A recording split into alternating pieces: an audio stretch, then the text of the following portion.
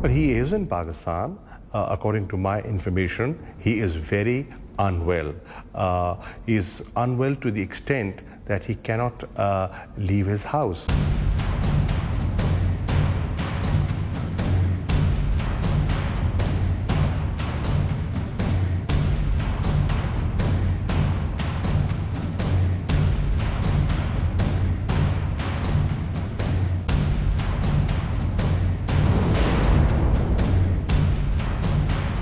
He is in Pakistan. सबसे पहले पाकिस्तान के विदेश मंत्री शाह महमूद कुरैशी का ये इंटरव्यू देखिए, जिसमें उन्होंने ये कबूल किया कि जैश ए मोहम्मद का चीफ मौलाना मसूद अजहर पाकिस्तान में ही है और कुछ इतना बीमार है कि बिस्तर से उठ भी नहीं सकता। ऐसे में आखिर वो पुलवामा में आतंकी हमला कैसे करा सकता है? He is in Pakistan. According to my information, he is very unwell. He is unwell to the extent that he cannot leave his house because he's really unwell. इसके ठीक 3 दिन बाद हुए पाकिस्तान के आंतरिक मामलों के मंत्री शहरयार आफरीदी का ये प्रेस कॉन्फ्रेंस देखिए, जिसमें मंत्री महोदय ने खुद पाकिस्तान में चल रहे 70 से ज्यादा आतंकवादी संगठनों पर बैन लगाने का ऐलान किया और कहा कि उनकी सरकार ने पाकिस्तान के मुस्तकबिल के लिए 40 से ज्यादा आतंकवादियों को भी हिरासत में ले लिया है। ये हमारी मुस्तकबिल और हमारी अपना इनिशिएटिव है। हम किसी प्रेशर में ये नहीं कर रहे। और सबसे बढ़कर ये कि अक्रॉस द बोर्ड अब पाकिस्तान की जमीन और पाकिस्तान को किसी लेवल पर किसी भी कैपेसिटी में कोई मिसयूज नहीं कर सकेगा इंशाल्लाह।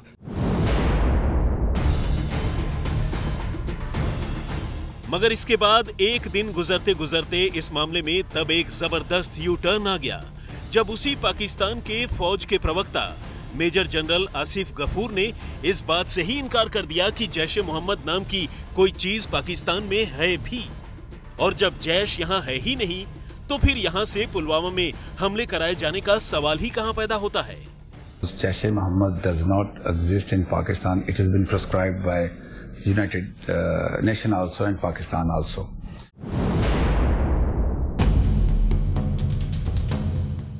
लेकिन ये भी मानो हद नहीं थी। पाकिस्तान ने इसके बाद जो कुछ किया वो तो अब तक की तमाम बातों पर ही पानी फेर गया। पाकिस्तान में बैठे पुलवामा हमले के गुनहगार मसूद अजहर ने एक ऑडियो टेप जारी कर न सिर्फ अपनी मौत और बीमारी की तमाम खबरों को झुठला दिया, बल्कि पाकिस्तान सरकार को आतंकी संगठनों के खिलाफ की जा रही कार्रवाई को लेकर धमकी भी दे डाली। अजहर ने कहा कि मैं अभी तक जिंदा हूं, जबकि दुनिया भर में मेरे मरने की खबर चल रही है। बेशक अल्लाह ताला ही असल ताकत, असल इख्तिदार वाले हैं। कुल्ला यौमिन हुआ फी शान। आज मार्च की 4 तारीख सन 2019 है। असल इस्लामी तारीख अभी जुमादुल आखिर की 27 शुरू हो चुकी है। 1440 हिजरी का साल है। पीर का दिन गुजर गया, अभी रात के 9 बजे हैं। मंगल की रात शुरू है। मालूम नहीं जब ये तहरीर आप तक पहुंचेगी तो उस वक्त मैं जिंदा हूँगा या नहीं। मौत हर जी रूह के सर पर खड़ी होती है। अल्लाह ताला हमें खालिश अपनी रिजा के लिए मौत यानी अपनी मुलाकात का शौक नसीब फरमाए। हुक्मरानों को चाहिए कि जिस तरह वो अपने मुआशरे में अल्लाह ताला के बागी लिबरल्स को बर्दाश्त कर रहे हैं, इसी तरह अल्लाह ताला के वफादार बंदों को भी बर्दाश्त करें और दबाव डालने वाली आलमी बिरादरी को बताएं कि हमारा मुल्क हॉलीवुड और बॉलीवुड का स्टूडियो नहीं है कि तुम्हें यहाँ सिर्फ लिबरल्स नजर आएं। यह मुसलमानों का मुल्क है, यहाँ हर तरह के लोग मौजूद हैं और हम इन सब के हुक्मरान हैं।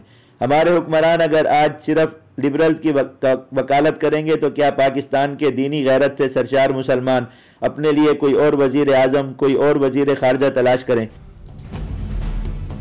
अब सवाल ये उठता है कि आखिर पाकिस्तान में ये चल क्या रहा है? आखिर पाकिस्तान में सच कौन बोल रहा है और झूठ कौन? और ये सवाल इसलिए बेहद वाजिब और मौजू है क्योंकि पाकिस्तान में चल रहे आतंकी संगठनों को लेकर इस वक्त हिंदुस्तान के साथ साथ पूरी दुनिया की निगाहें उस पर टेढ़ी हो चुकी हैं। लेकिन पाकिस्तान है कि अपनी झूठ और पर्दादारी से बाज नहीं आ रहा और इस खेल में पाकिस्तान में पनपने वाले और फलने फूलने वाले आतंकी संगठनों से लेकर वहां के मंत्री और फौज के कर्ता धर्ता तक शामिल हैं। Jaish-e Mohammed does not exist in Pakistan. It has been prescribed by United Nations also and Pakistan also. But he is in Pakistan. According to my information, he is very unwell. He is unwell to the extent that he cannot leave his house because he's really unwell. ऐसे में अब सवाल यह है कि एक ऐसा मुल्क जिसमें हर दूसरा आदमी झूठ बोल रहा हो, आखिर इंसान भरोसा करे तो किस पर करे, एतबार करे तो किस पर?